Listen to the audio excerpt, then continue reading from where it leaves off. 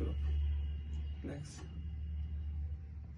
ठीक है, एकदम ग्रेड 1 करना है, इसलिए नेक में काफी कुछ हो गया।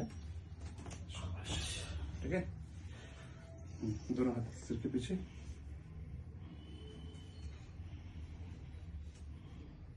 रिलैक्स रिलैक्स, बस। And this is it. ठीक है, अब बताइए कैसा लगा ओवरऑल? ठीक है, हल्का लग रहा है। यस, हाँ यार, थैंक यू।